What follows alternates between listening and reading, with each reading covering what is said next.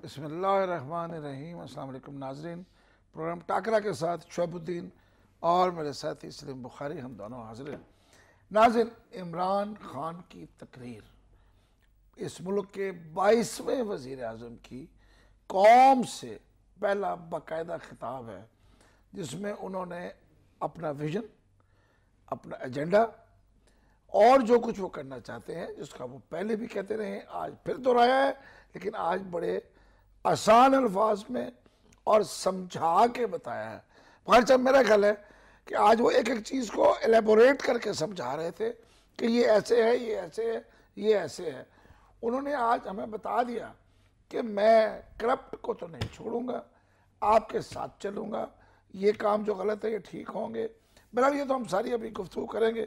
भाई साहब, आपने भी, मैंने भी इस मुल्क में पहले आने वाले वज़राए आज़म की, डिक्टेटरों की, सबकी पहली पहली तकरीरें सुनी है। आप क्या कहते हैं आज की तकरीर के हवाले से? पहली बात तो यह है, मेरे ख्याल से आज हमें रोल बदल लेने चाहिए थे, इसलिए कि जिस एंथुसियाज्म में मैं बैठा हुआ हूँ उसका इजहार पता नहीं क्यों आपसे नहीं हो रहा है, क्योंकि असल में तो आप जो प्लीड किया करते थे इस शख्स के बारे में, जितनी आपने उनके लिए जहाद एक तरह से किया है, कंट्रोल करने की आज कोशिश कर रहा हूं। उसके इजहार का दिन था। इसलिए कि हम अभी तो क्रिटिसिज्म कर रहे थे उनकी उस तकरीर पर जो उन्होंने अपने इंतखाब के बाद असम्बली में की थी। बहुत किस्म के मुख्तलिफ़ किस्म के तबसरे उसके ऊपर हुए। किसी ने कहा रिएक्टिव स्पीच थी, किसी ने कहा हार्ड स्पीच थी, किसी ने कहा स्टेट्समैन लाइक स्पीच नहीं थी। मेरे ख्याल से आज की उनकी इस तकरीर ने वो सारे अजाले कर दिए हैं। और आज जिस डिटर्मिनेशन से, जिस आर्टिकुलेट तरीके से, जिस फ्लुएंसी से, जिस रवानी से उन्होंने अपना विजन, जैसा कि शुएबुद्दीन ने कहा आपसे, अपना एजेंडा उसका इजहार किया है, वो मेरे ख्याल से लायक तहसीन है। और एक बात मैं ज़रूर यहाँ आज इब्तिदा में ही कहना चाहूँगा कि जो बातें उन्होंने की हैं उससे इख्तिलाफ मुमकिन नहीं है। अगर वो ये कहते हैं कि मदीना जैसी फलाही रियासत होनी चाहिए तो इसमें क्या गलत है? अगर वो खलीफाओं की, पैगंबरों की मिसाल दे के कहते हैं कि सादगी अपनानी चाहिए तो इसमें कहाँ खराबी है? अगर वो ये कहते हैं कि जो लूटा हुआ पैसा है वो वापस आना चाहिए तो क्यों नहीं आना चाहिए? अगर वो ये कहते हैं कि आपके टैक्स की मनी का मैं उसका कस्टोडियन हूँ और आपने इसके ऊपर वॉच रखनी है, मुझे भी देखें कि मैं कहीं आपकी इस टैक्स की रकम जो है इसका गलत इस्तेमाल तो नहीं कर रहा हूँ, तो ये जितनी भी बातें उन्होंने की हैं, जब उससे इख्तिलाफ मुमकिन नहीं है तो फिर इस पर उनकी मदद क्यों नहीं करनी चाहिए?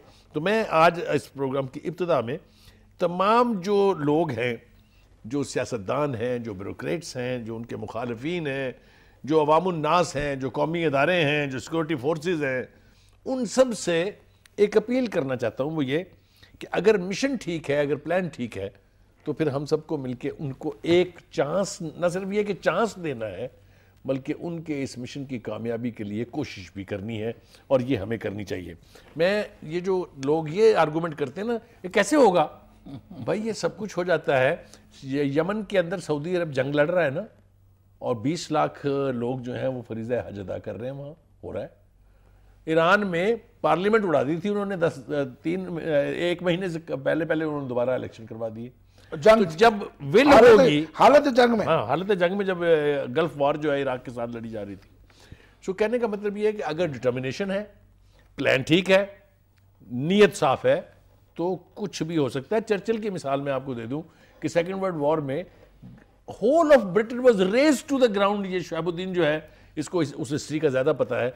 कोई बिल्डिंग अपने कदमों पर खड़ी नहीं थी, लेकिन चर्चिल ने पहली कैबिनेट मीटिंग में जब जंग खत्म हो गई तो उससे पूछा वजीर अदल से, क्या हमारा निज़ाम अदल ठीक काम कर रहा है? उसने कहा जी ठीक काम कर रहा है। उसने कहा हम ये मुल्क जो है, रोजाना हमले होते थे लंदन पे, रोजाना बमबारी होती थी, तो जहाँ एक शख्स ने कहा कि हमारा मुल्क तो बड़े खतरे में है। उन्होंने कहा क्यों? क्या इंसाफ मिलना बंद हो गया? क्या अदालतों में इंसाफ नहीं मिल रहा? उन्होंने कहा मिल रहा है। उन्होंने कहा फिर जाओ, सब ठीक है, इंसाफ मिल रहा है, 10 साल में बरतानिया अपने पैरों पर खड़ा था। ये तारीखी वाकयात हैं। अगर हम आज शुरू करें तो 10 साल में हम पता नहीं कहाँ से कहाँ पहुँच सकते हैं। भाई वो क्या कह रहे हैं? वो ये कह रहे हैं कि खुदा के लिए ये कशकोल जो है हाथ में पकड़ा हुआ आपने, इसको छोड़ो, शर्म आनी चाहिए यार बाहर जाके पैसे मांगते हुए। तो अगर ये सारी चीज़ें जिनका उन्होंने तज़किरा किया है कि हम टैक्स भी दें और ज़कात भी दें और हम अयाशी ना करें, हम मुल्क के वसाइल को बेजा खर्च ना करें, तो हमें तो ज़रूरत ही नहीं रहती किसी के पास जाने की। बुखारी साहब वो ये कह रहे हैं आप नई गाड़ियां खरीदते हैं, नए घर खरीदते हैं, अपने कारोबार एक्सपैंड करते हैं और टैक्स नहीं देते, तो भाई वो ठीक कहते हैं। आप इस मुल्क से कमा रहे हैं, इस मुल्क में जो बाकी लोग हैं उनका हिस्सा किस। शहाबुद्दीन इफ्तिखार अहमद साहब हमारे साथ हैं, पुराने साथी हैं। Thank you very much. उनका और एक उनकी खूबी ये है कि वो तबसरा जो है बेलाग करते हैं, किसी को अच्छा लगे किसी को बुरा लगे। इफ्तिखार अहमद अस्सलाम वालेकुम। जी वालेकुम। इफ्तिखार, आपने तकरीर यकीनी तौर पर सुनी होगी, मैं मान ही नहीं सकता कि आप टीवी के सामने ना बैठे हों। हम यहाँ पर आज बगैर किसी इख्तलाफ के जो हमारे प्रोग्राम का फॉर्मेट है उसको भी हमने थोड़ी देर के लिए छोड़ दिया है, इसलिए कि जो तकरीर उन्होंने की, जिन मसाइल का उन्होंने जिक्र किया और जिस प्लान का और जिस मिशन की बात उन्होंने की है, उस पर हमें आप जैसे उन तजर्बाकार लोगों का इनपुट चाहिए जिन्होंने अपने हाथों में हुकूमतें बनती टूटती और फिर दोबारा बनती देखी हैं। क्या कहते हैं इस तकरीर के ऊपर? उन्होंने कहा है कि मुझे विशल ब्लोअर चाहिए। सारी कौम विशल ब्लोअर अगर बन जाए तो जो टारगेट उन्होंने हमें दिए हैं बतौर प्राइम मिनिस्टर पाकिस्तान और हमसे मदद मांगी है, अगर हम उनकी मदद कर दें तो शायद वो एक वाकई ऐसा पाकिस्तान बन जाए जो गरीबों के लिए भी हो, यतीमों के लिए भी हो, बेवाओं के लिए भी हो, स्ट्रीट चिल्ड्रन के लिए भी हो। तो यही मेरी ख्वाहिश थी, यही से मैंने अपनी जवानी का आगाज किया था, इसी ख्वाहिश के साथ। उस ख्वाहिश को पहली दफा टेलीविजन पे बहुत अरसे के बाद किसी प्राइम मिनिस्टर के मुंह से सुन रहा हूँ कि उसका विजन भी वैसा ही है। और लोग तो इसमें बहुत सी बातें निकालेंगे कि जी उसने कहा है कि मैं पैसा भी निकलवा के लाऊंगा, तो असल में ये धमकियां हैं। ये मुझे नहीं समझ आती कि जब करप्ट लोगों के खिलाफ बात की जाए तो क्यों एक ग्रुप समझता है कि ये इशारा उनकी तरफ है। करप्ट सिर्फ चंद सियासतदान ही नहीं है, इस मुल्क में तो करप्शन की इंतहा हुई है। और ये जो मनी लॉन्ड्रिंग है ये चंद सियासतदान ही नहीं करते भाई, ये जो हमारे घरों में के साथ नई बिल्डिंगें बनती हैं, ये शॉपिंग मॉल बनते हैं, ये जो डिफेंस हाउसिंग अथॉरिटीज बनती हैं, ये जो बैरियर टाउन बनते हैं, जो अरबों रुपए की गाड़ियां की हम बाहर से मंगवाते हैं, ये कौन मंगवाता है? ये सारे के सारे सियासतदान तो नहीं मंगवाते ना। तो ये क्या अजीब रवैया हो गया है कि शोर मचा देते हैं कि देखें जी हमें पकड़ने लगे हैं, हमें मारने लगे हैं, उसी हाल में हम सारे शामिल हो जाते हैं और जुल्म हो गया, जो बुरी खबर में पड़ गई, बुनियादी हकूक तबाह हो गए। यार गरीब तो खुद बुनियादी हक नहीं है। जो बच्चा जिसके तस्करा इमरान खान कर रहा है उसका खुद बुनियादी हक नहीं है।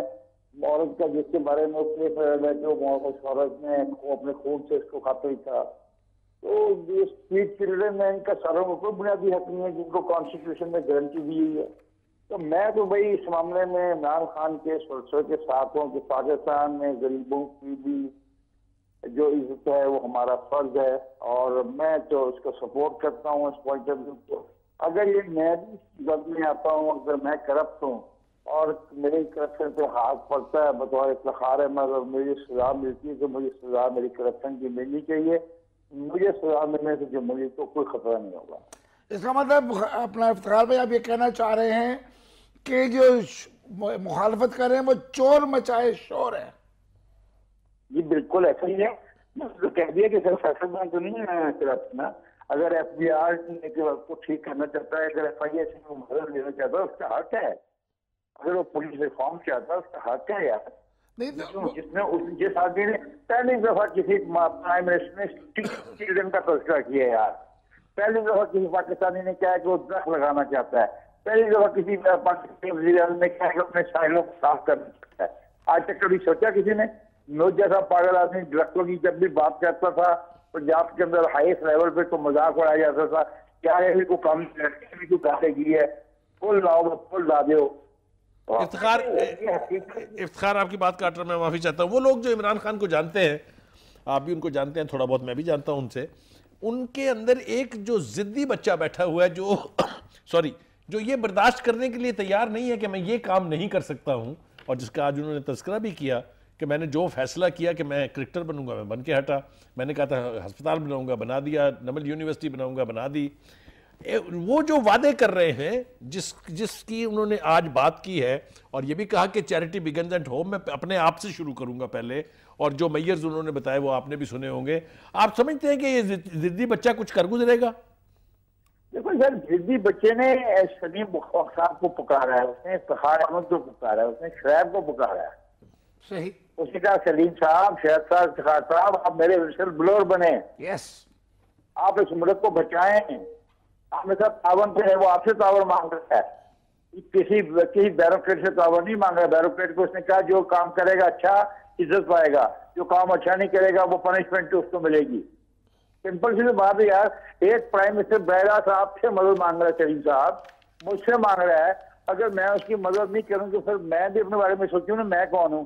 क्योंकि आइन के आर्टिकल 5 में आप और मैं सब जिम्मेदार हैं कि हम आइन का तहफ़्फ़ुज़ करेंगे। आइन का तहफ़्फ़ुज़ जो है किसी किताब का तहफ़्फ़ुज़ नहीं होता, आइन के तहफ़्फ़ुज़ से मुराद है हम पाकिस्तान का तहफ़्फ़ुज़ करेंगे। और पाकिस्तान की बिल्डिंग का नाम नहीं है, पाकिस्तान उन गरीबों का भी नाम है जिसका वो तज़किरा कर रहा है। इफ्तिखार भाई, इसका मतलब है कि तब्दीली का आगाज हो गया, उसने अपनी तरफ से कर दिया। अब हमारे पे है कौन कौन उसके साथ चलता है और कौन उसके साथ नहीं चलता, ये फैसला भी उसने आप पर छोड़ दिया। इसका मतलब है कि वो शख्स जो तब्दीली चाहता है वो साथ चले। बिल्कुल। इफ्तिखार, एक बात और आखिरी में पूछ लूं आपसे, मुझे एक बात जो और अच्छी लगी है वो ये है कि इतना हमें डराया जाता था, हमारे गिर्द घेरा तंग हो रहा है, इंटरनेशनल रिलेशन में पाकिस्तान का फेस जो है वो बड़ा सॉफ्ट नहीं रहा है। उसने इतना सरसरी जिक्र किया इसका कि हम अपने करीबी हमसायों से ताल्लुकात बेहतर करेंगे। ना उसने अमेरिका से डराने की कोशिश की, ना उसने किसी और का तराना गाया है, उसने फोकस किया है अपने आप को नेशनल इश्यूज के ऊपर। How do you see this? Sir, he has prove today कि वो एक नेशनलिस्ट है, वो पाकिस्तान में बिलीव करता है, उसका पाकिस्तान में यकीन है, उसका पाकिस्तान बनाने वाले जो लीडर थे उनके ख्वाबों के अंदर उसने ख्वाब पड़े भी हैं, वो ख्वाबों की ताबीर देखना चाहता है। वो नबी करीम सल्लल्लाहु अलैहि वसल्लम के असूलों से मुतासर है। और उसके देखो उसने क्या कहा, उसने क्या मुसलमानों ने दोनों अंपायर से भीख मांगी? और हकीकत है मुसलमानों ने उन दोनों बड़ी अंपायर से भीख नहीं मांगी थी। थैंक यू इफ्तिखार भाई, आपने बहुत हमें वाज़ेह अल्फाज में बता दिया। खुशी है कि जो तब्दीली चाहता है वो हमारे साथ चले। आपका बहुत बहुत शुक्रिया। बहुत सब इफ्तिखार आज बहुत क्लियर है। आपने देखा कि उसने कह दिया कि अब ये कौम पर है कि कौम क्या चाहती है। कौम बेहतरी चाहती है, कौम तरक्की चाहती है, कौम तब्दीली चाहती है, कौम बच्चे की तालीम चाहती है, कौम बेहतर सेहत चाहती है, साफ पानी चाहती है। थोड़ा सा मैं इसमें वजाहत कर दूं। उसने कहा ये सब कुछ मैं सिर्फ उसी सूरत में दे सकता हूं कि आप मेरे साथ चलेंगे। ये कह रहा है ना। तो ये कोई चैरिटी नहीं बांट रहे थे, वो ये कह रहे थे कि इस अहद में, इस मिशन में, इस मेरे विजन में आप मेरा साथ देंगे तो मेरे लिए आसान हो जाएगा। एक छोटे से जुमले में उसने आपकी मुल्क की पूरी मईशत को कहां ले जाने की बात की। शायद किसी ने अभी तक, मुझे नहीं पता किया कि नहीं, उन्होंने कहा है पाकिस्तानियों पैसा पाकिस्तानी बैंकों में रखो। ये उसने कहा है बैरून मुल्क लोगों से कि पैसा किसी बर्कलेज में या स्टैंडर्ड चार्टर्ड में या कहीं और रखने की बजाय पाकिस्तानी बैंक में रख दो। आप तसव्वुर करें कि अगर वो पैसा जो बाहर है और मौजूद है उन बैंकों में जो पहले ही बड़े बड़े मुल्कों के बैंक हैं, वो पैसा हमारे बैंकों में आ जाए, वो पैसा महफूज है। अगर आप मुझे इजाजत देंगे तो मैं थोड़ा खुल के कह दूं। जी प्लीज। मतलब उसकी मुराद ये है कि भाई जो बैंकों, जो स्विस बैंक के अंदर 200 अरब डॉलर पड़ा हुआ है और खुदा के लिए और कुछ नहीं कर सकते, कम से कम उनको पाकिस्तानी बैंकों में तो रख दो ताकि वो पाकिस्तानी कौम के काम तो आए। वो तो नहीं लाएंगे, ये तो उसने मुझाब जैसे सो किए। ये आएगा शहाबुद्दीन, वो तो जबरदस्ती आएगा, वो तो निचोड़ के आएगा। नियत हो तो आएगा सर, वो निचोड़ना पड़ेगा, गन्ने के बेलने में से गुजारना पड़ेगा। जब वो गन्ने के बेलने में जाएंगे और फिर रस निकलेगा तो फिर आएगा। और दूसरी बात यह कि जब वो गन्ने के बेलने में जाए तो फिर कोई वो गन्ना वापस खींचने वाला ना हो। नहीं, इंशाल्लाह नहीं। आप मेरा इशारा तो समझ गए होंगे। मैं समझ गया, कोई नहीं होगा इंशाल्लाह। कोई ऐसा ना हो, अगर उस गन्ने के बेलने में से गुजरना पड़ा तो फिर हमें वाकईतन किसी के पास कशकोल लेके जाने की जरूरत माफी नहीं होनी चाहिए ना, जो हम पहले कहते हैं नो माफी। गलत किया है सजा मुक्त हो। वो साफ कह रहा है, वो कह रहा है मेरे पास 80 गाड़ियां हैं, 78 बेच दूंगा, 2 गाड़ियों में रहूंगा, क्यों? मजबूरी है कि कहते हैं कि इसमें उसमें पता ना चले आप किस में बैठे हैं, लिहाजा 2 में चलना मजबूरी है। साथ ये भी तो जिक्र कर दो 580 मुलाजमीन में से सिर्फ 2 रखूंगा अपने पास, 2 मुलाजिम, और जो कहाँ पे रहूंगा, कहाँ जिसमें 2 या 3 बेडरूम है, एक एनेक्सी है छोटी सी, वो पीएम हाउस की कॉलोनी में, ठीक है, जो वहां रहता है तो वो दूसरे साथ वाले मिलिट्री सेक्रेटरी का घर जो था उसमें, मिलिट्री सेक्रेटरी साहब एक और साथ इसमें घर में, और वो भी बाकायदा घर नहीं होता, वो एनेक्सी होती है, और वो प्राइम मिनिस्टर को चूंकि किसी वक्त भी जरूरत पड़ सकती है, इसलिए वो एक मॉडर्न सा घर होता है, वो बहुत बड़ी कोई ऑफिस है किस्म का उनका, वो रात को शाम को खुलने वाला ऑफिस है, ये कह लें उनका। बहर जी बातें बड़ी अच्छी हैं, रास्ता बड़ा अच्छा दिखाया है, और उन्होंने एक और चीज जो कही है वो बहुत अहम है, वो है सोशल मीडिया। उन्होंने कहा भाई सोशल मीडिया पे बता दो जो करना चाहते हो, जो कहना चाहते हो सोशल मीडिया पे डाल दो। तो मैं बुखारी साहब इमरान खान को याद करा देता हूँ, आपकी इस कौम ने आपके एक एमपीए का जुल्म पिछले हफ्ते सोशल मीडिया पे डाला था, उसको जरूर याद रखिएगा। वो पहला इम्तिहान है इमरान खान साहब सोशल मीडिया का। शरारत करने से बाज नहीं आते। नहीं, मैं नहीं बाज आऊंगा। अगर आपने ये काम करना है, अगर आप मुझसे मदद मांग रहे हैं तो फिर ये करके दिखाएं। मेरे ख्याल से इसके साथ साथ हमें बता देना चाहिए कि एक कमेटी बना दी गई है जिसमें उनका मामला जो है रेफर कर दिया गया, जो 1 महीने के अंदर अपनी रिपोर्ट देगी। और इमरान खान साहब के बारे में ये मैं आपको बिल्कुल बता दूं, कोई 2 राय नहीं है कि जो डिसिप्लिन तोड़ेगा और ख़ास तौर से जो बंदा अवामुन्नास को नुकसान या ईज़ा पहुंचाता है, उसकी मेरे ख्याल से शायद कोई माफ़ी बुखारी साहब मेरे ख्याल लोगों को भूल गया कि जब ये इब्तिदा में चले थे कुछ लोग जो इनके साथ थे उसमें कुछ इनके इंतहाई शबुद्दीन मेरे हमारे करीबी अजीज भी थे जो अब नहीं है। एक और बहुत ही अहम शख्सियत हमारे साथ है जनाब मुसद्दक मलिक साहब। अस्सलाम वालेकुम। सलीम बुखारी में आपसे मुखातिब हूँ। जी वालेकुम सलाम सर, कैसे हैं आप? मुसद्दक साहब, हालात जो पलटा खा रहे हैं या हालात ने जो भी रुख इख्तियार किया है, उसके अंदर एक शख्स आया है अपना विजन लेके, अपना मिशन लेके। आपने भी तकरीर सुनी होगी यकीनी तौर पर, अगर नहीं तो मैं आपको चीदा उसके पॉइंट्स बता देता हूँ। उनका ख्याल ये है कि हमें सादगी इख्तियार करनी चाहिए और उसका आगाज़ उनसे होना चाहिए। उनका ख्याल ये है कि किसी को मुल्क की दौलत लूटने की इजाज़त नहीं होनी चाहिए। उन्होंने ये भी कहा कि हम कशकोल तोड़ देंगे और अगर अपने आप को अंदर से हम ठीक कर लें तो हमें कहीं जाने की ज़रूरत नहीं है। तो मुझे बताइए आपका क्या gut reaction as a Pakistani and of course as a political leader, how do you see this? देखिए सर, इसके अलावा उन्होंने आपने अभी देखा ही है कि जिक्र किया कि गंदे पानी के जरिए अमवात होती हैं। उन्होंने जिक्र किया इन्फेंट मोर्टेलिटी का, कुछ स्कूलों का वगैरह वगैरह, बड़ी अच्छी चीज़ों का उन्होंने जिक्र किया। लेकिन उनकी गुफ्तगू जो है बज़ाहिर ऐसा लगती थी कि उन्होंने कभी भी कहीं हुकूमत नहीं की। इस वजह से वो कह रहे हैं कि अब मैं जब हुकूमत में आ गया हूँ तो ये तमाम चीज़ें करूँगा। ये जितनी चीज़ों का उन्होंने जिक्र किया और जिन चीज़ों का आपने जिक्र किया उन पर मैं बारी बारी आता हूँ। पहले मैं ज़रा इस पर बात कर लूँ। ये जो सेहत के मामलात, उन्होंने पानी के मामलात, न्यूट्रिशन के मामलात का जिक्र किया, ये सब 18वीं तरमीम के बाद सूबाई हुकूमत के अमूर हैं। और आप पिछले 5 साल की परफॉर्मेंस देख लें, आपको मासवा खिलाई बातों के कि हमने जनाब गवर्नेंस ठीक कर दी, ना वो आपको बता पाएंगे कि उन्होंने एक भी नया स्कूल खोला, ना बता पाएंगे एक भी नया अस्पताल खोला, ना बता पाएंगे कि एक नई यूनिवर्सिटी, ना बता पाएंगे कि क्राइम्स में कितने फीसद कमी आई, ना बता पाएंगे कि इन्फेंट मोर्टेलिटी केपी में कितनी कम हुई। तो ये बड़ी अजीब सी गुफ्तगू लग रही है कि वो गालिबन पहली मर्तबा पाकिस्तान में आ रहे।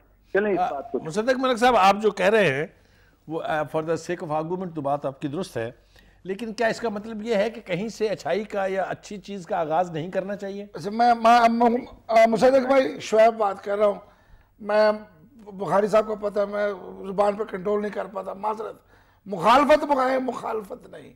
अगर कोई अच्छा करना चाहता है, आपसे, मुझसे, सबसे कह रहा है कि मेरा हाथ बढ़ाओ, मेरे साथ चलो, तो भाई उसको अच्छा कहने में क्या बुराई है?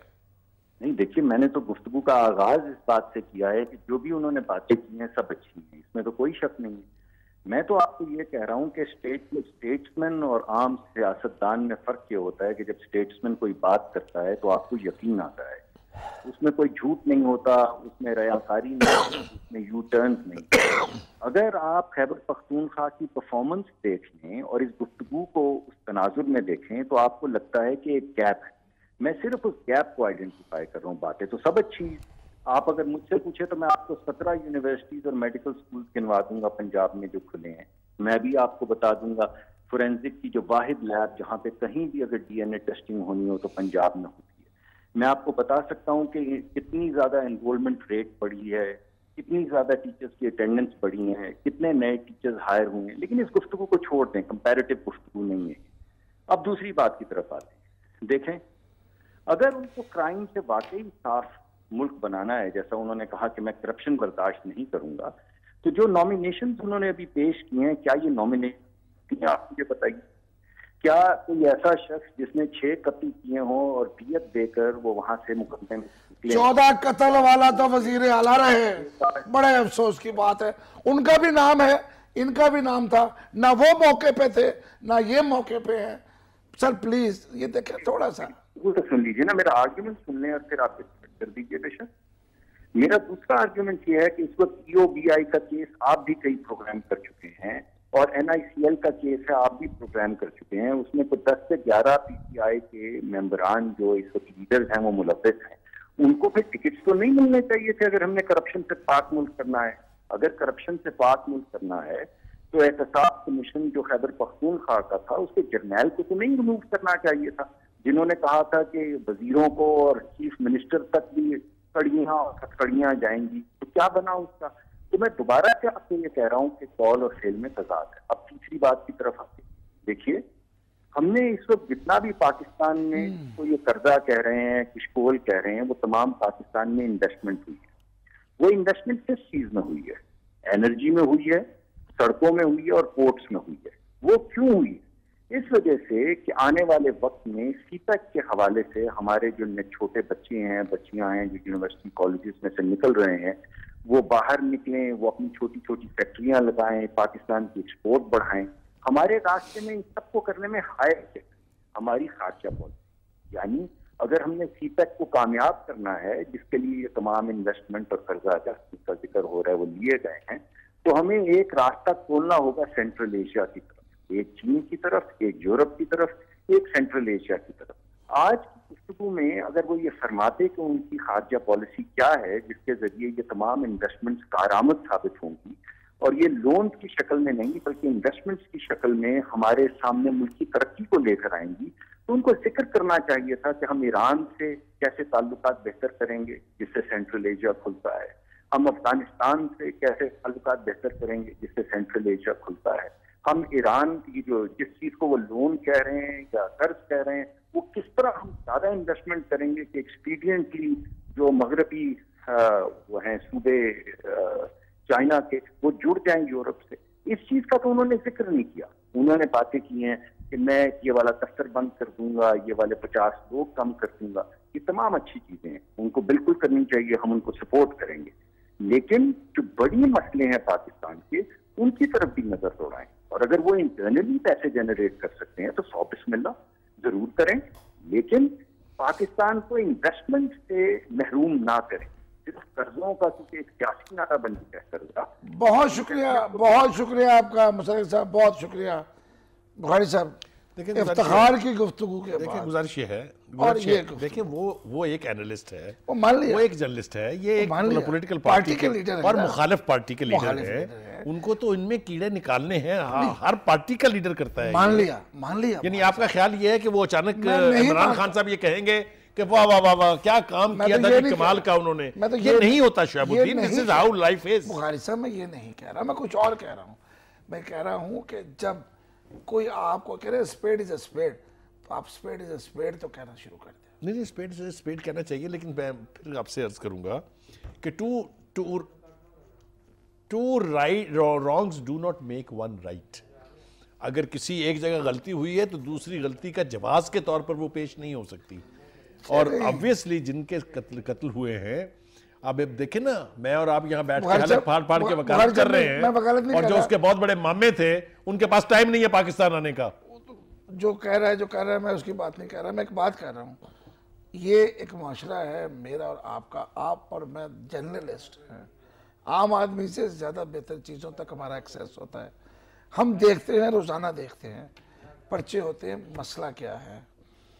मेरा छोटा भाई MSF में था, मैंने उससे पूछा तुम ये पर्चे तुम्हारे पे कहाँ से आ गए? पता क्या बताया उसने? उसने कहा जी जैसे ही कोई मसला होता है, कोई झगड़ा होता है, कोई जख्मी होता है, वो जमीयत वाले मेरे पे पर्चा करा देते हैं, वो मेरे पे पर्चे हैं। ये हैं चीज़ें बुखारी साहब। इस तरह की चीज़ों को अगर आप इस तरह करेंगे। देखिए हमने कितने खूबसूरत तरीके से इसका आगाज़ किया, हमने माना, हमने ये भी कहा कि उन्होंने जिससे मदद की अपील की है उन सबको उनकी मदद करनी चाहिए, लेकिन आप यही गुफ्तगू, इसी किस्म का जज्बा उनकी मुखालिफ पार्टी के एक रहनुमा से नहीं कर सकते। तो उनको बोलने दीजिए, जो उनका पॉइंट ऑफ व्यू है वो जाना चाहिए हमारे नाज़रीन तक। बाकी हम इसको देखते रहेंगे। रोका उनको, उन्होंने पूरी अपनी वजाहत पेश की जनाब। हाँ, उनको करनी चाहिए, उनको अपने पॉइंट भी स्कोर सेटल करने चाहिए। जब आप तहरीक इंसाफ के बंदे से बात करेंगे, वो ये थोड़ी कहेगा कि जनाब ये इन्होंने बहुत कमाल का काम किए थे, वो भी इनके अंदर कहेंगे कि जनाब ये बर्बादी करके गए हैं, ये बेड़ा गर्क करके गए हैं। जाहिर है नहीं, पॉलिटिकल पॉइंट ऑफ व्यू है।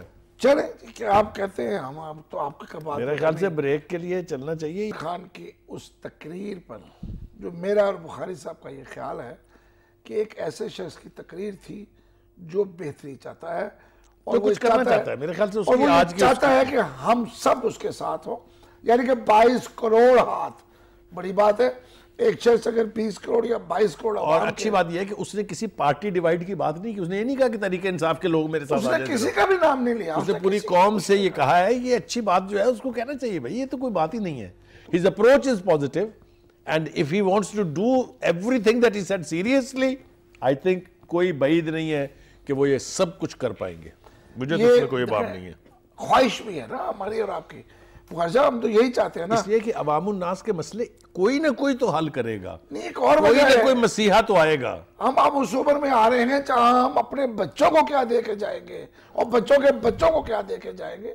हम चाहते हैं कि अगर हमारी किस्मत में एक ऐसा पाकिस्तान था जहां मसाइल थे, जहां मुश्किलात थी, जहां इक्वलिटी नहीं थी, जहां सबको लेवल प्लेइंग फील्ड नहीं थी, यकसा मौके नहीं थे, तो मेरे बच्चों को, हमारी अगली हमारे बच्चों को तो ये मौके मिल जाए, ये हमारी ख्वाहिश है।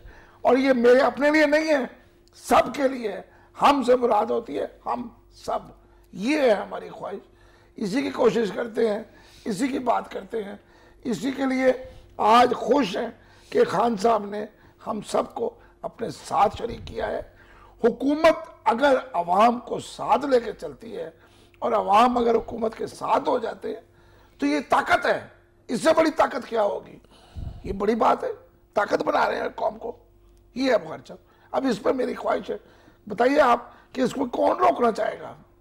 नहीं, कोई भी सेन आदमी जो है वो अगर ये समझ रहा हो कि ये आदमी ठीक ईमानदारी से बात कर रहा है, ये आदमी वाकई तब्दीली लाना चाहता है, इस आदमी ने वाकई मेहनत की है, तो मेरे ख्याल से इसके लिए हाथ बढ़ाने में न तो ये कि खराबी कोई नहीं है, बल्कि मैं समझता हूँ एक तरह से ये नेशनल सर्विस है कि अगर हमारे कंट्रीब्यूशन से, अगर हमारी शमूलियत से ये मिशन, ये प्लान जल्दी इम्प्लीमेंट हो सकता है तो कौन कमबख्त नहीं चाहेगा कि इसका हिस्सा बने। देखिए भाई साहब, हम सब यही पिटते हैं अदालतों में इंसाफ नहीं मिलता, अदालतों में इंसाफ नहीं मिलता, चीफ जस्टिस साहब कुछ करें। उन्होंने कहा है जी कि मैं मिलूंगा, चीफ जस्टिस से मिलूंगा, 1 साल के अंदर अंदर फैसला हो जाना चाहिए। वो जो जेलों में बैठे हैं, जिनके पास पैसा नहीं है, जो बेचारे इसलिए वहां बैठे हैं कि उनकी कोई पैरवी करने वाला नहीं है, वकील जाएगा उनकी पैरवी करेगा। अगर किसी के पास कोई ऐसा सिस्टम है, कोई बेवजह बेगुनाह अंदर बैठा है, जेल में बैठा है, हम उसे कैदी नहीं मुजरिम बना रहे हैं, तो वो लोगों को बाहर आना चाहिए। देखे ना सिस्टम बेहतर। शहाबुद्दीन, एक मुझे डर सा लगता है, खदशा है मुझे, मैं शेयर करना चाहता हूँ नाज़रीन के साथ भी, आपके साथ भी।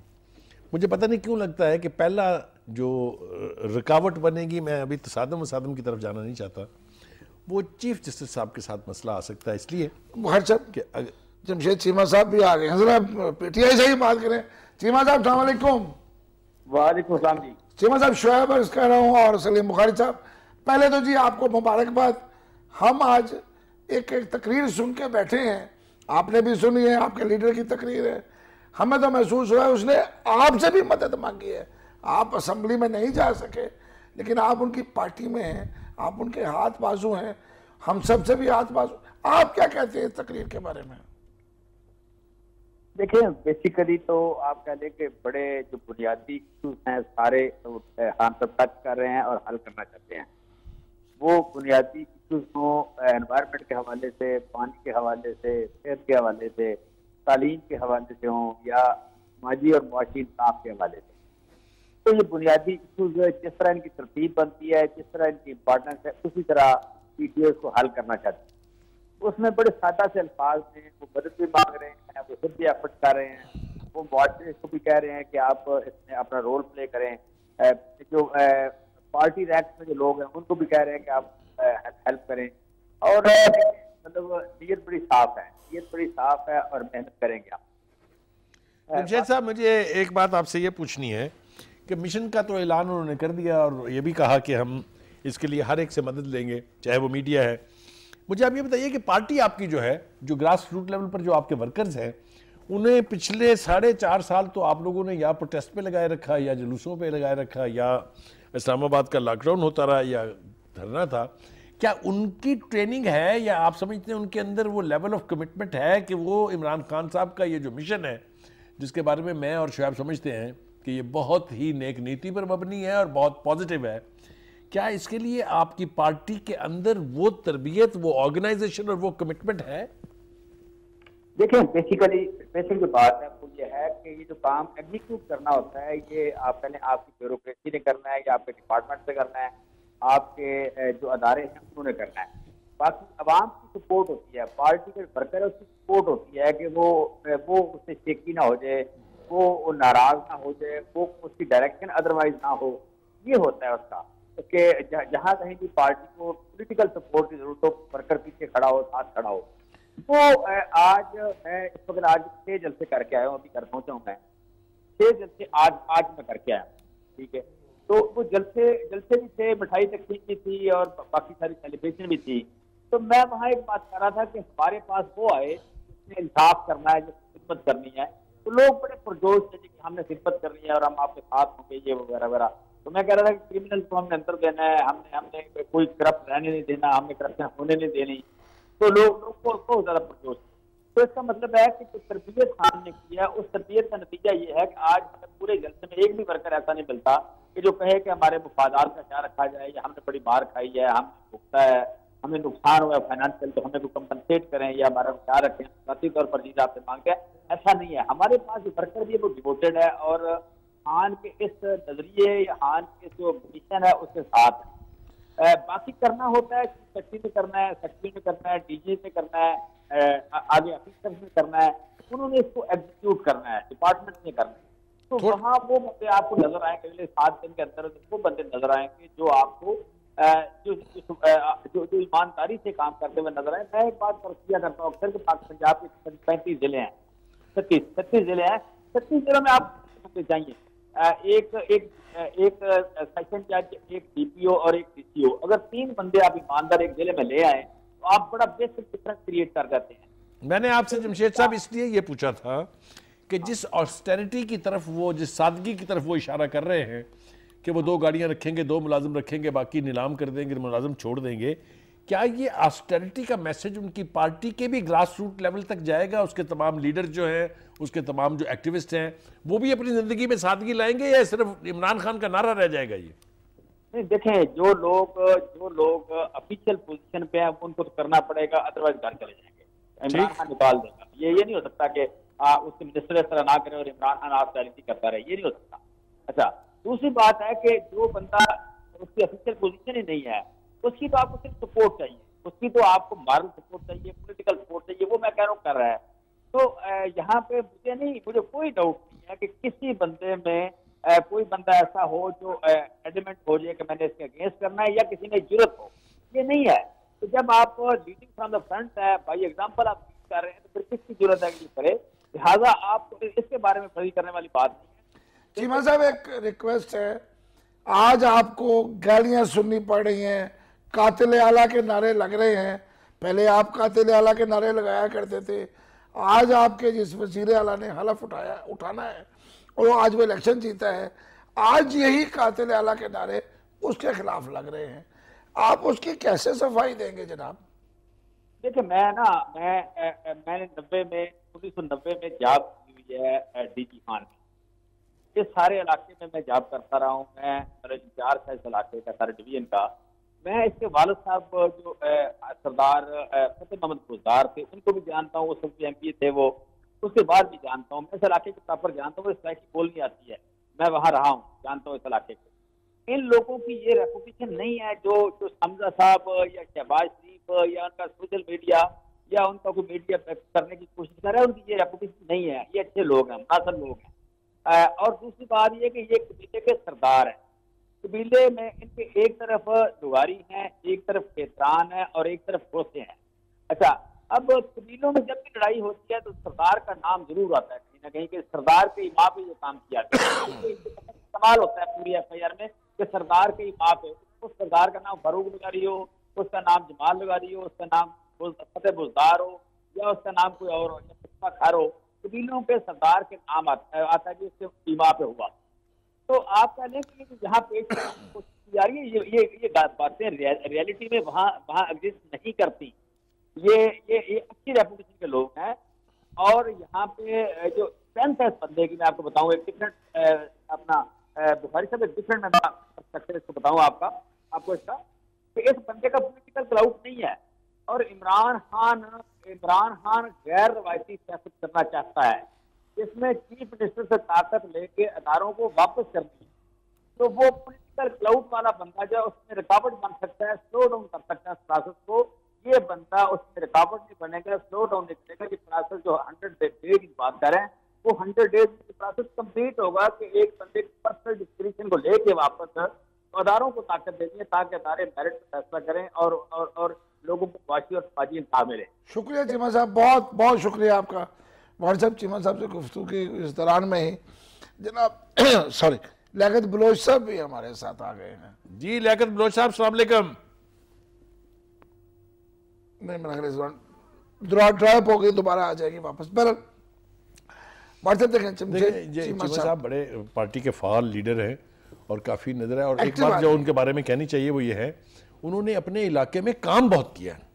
अवामुन नास के काम जितने उन्होंने किए हैं वो वाकई एनविएबल हैं। लोग जो उनके इलाकों में गए हैं कवरेज करने के लिए, सीधी सी बात बताएं जी कि जिन इलाके में वहाँ पे उनका हल्का था, वहाँ लोग उनको एक सखीदाता के तौर पे जानते हैं। सीधी बात करें ना। हाँ नहीं, मैं वही तो कह रहा हूँ ना कि काम उन्होंने बहुत किए हैं। मुझे अगर किसी एक हल्के के रिजल्ट पर एतराज़ है, एतराज़ तो नहीं कहना चाहिए, जिस पर मैं हैरान हूँ, वो यकीनी तौर पे इनका हल्का है। लेकिन वो चूँकि बहुत ट्रेडिशनली मुस्लिम लीग नून का हल्का था वो, और इन्होंने भी कोई कम वोट नहीं लिए हैं वहाँ पर, तो हम दुआ करते हैं कि चीमा साहब जो हैं वो रहेंगे सियासत में, और इंशाल्लाह एक दिन वो असम्बलियों में जाके अपने इलाके के अवाम की नुमाइंदगी भी ज़रूर करेंगे। लेकिन गुजारिश ये है, जो बात मैंने उनसे पूछनी चाहिए और जिसका जवाब भी उन्होंने दिया। बलोच साहब आगे से लाइन में। बलोच साहब अस्सलाम वालेकुम। जनाब बुखारी साहब। जी शुएब अर्ज कर रहा हूँ, फिलहाल बुखारी साहब मेरे साथ है, तो पहले बुखारी साहब ही सवाल करते हैं, मैं तो बाद में शामिल होता रहूँगा। बलोच साहब, मैं बहुत मशकूर हूँ आपका, आपने हमारे लिए वक्त निकाला है। हमें सवाल तो आपसे बुनियादी तौर पर यही पूछना है कि इमरान खान साहब ने अपने आज जिस मिशन, जिस प्लान का तफसील से तज़किरा किया है अपनी तकरीर में, उस पर जमात इस्लामी कैसे देखती है उसको। लेकिन मैं चूँकि आपसे वक्त हमें मिल गया है, आप लाइन पर आ गए हैं, मैं आपसे ये पूछूंगा कि इलेक्शन के हवाले से जमात इस्लामी ने अभी तक खुल के तफसील के साथ अपना मौक़िफ़ बयान नहीं किया है। ये बयानात यकीनन आए हैं, सिराजुल हक साहब ने भी फरमाया, कुछ और लीडरों ने भी, मगर हम चाहते हैं कि आप ज़रा थोड़ा सा मुख्तसरन अगर इन डेप्थ उसका भी एनालिसिस दे दें तो ये हमारे नाज़रीन के लिए बहुत बेहतर होगा। जी बहुत शुक्रिया। लेकिन जैसे पहली बात है कि इमरान खान साहब वज़ीर आज़म पाकिस्तान ने जिस तरह कौम से खिताब किया है, तो ज़ाहिर है कोई एक अच्छा खिताब होता है, अच्छी गुफ्तगू होती है, तो बिला वजह उससे किसी इख्तलाफ के इजहार की भी ज़रूरत नहीं है। ठीक, हम खैर मकदम करते हैं, और उन्होंने उन पॉइंट्स की या उन चीज़ों की निशानदेही की है जो अमूमी तौर पर पार्टी का मंशूर होता है। मैं आपसे कह रहा था, अब ज़ाहिर है वो अपोजिशन में नहीं है, हुकूमत में है। अब मैं किसी और से मुतालबा नहीं करना, जिन चीज़ों की निशानदेही की है अब अमल दरामद भी उन्होंने करना है। तो हम कौम अब तवक्को रखती है कि भी जिन चीज़ों की उन्होंने निशानदेही की है, पहले 100 दिन का जो प्लान दिया है, अब लोग मुंतजर हैं कि उस पर अमल होना चाहिए।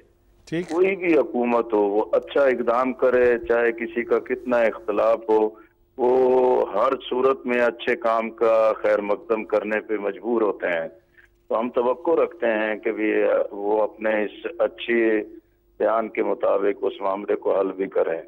लेकिन उन्हें इस बात को भी महसूस करना चाहिए कि जो भी मुल्क के अंदर इंतखाब की सूरत हाल रही है, उस सारे इंतखाबी नताइज की सूरत में उनके पास सादा अक्सरियत नहीं थी, उनको बहुत सारे और लोगों को अपने साथ लेके चलना पड़ा है। लेकिन इलेक्शन के फौरन बाद जो अपोजिशन जमातें जमा हुई थी, उन सब ने इस पर बिल्कुल निशानदेही की थी कि ये एक इंजीनियर्ड इलेक्शन था।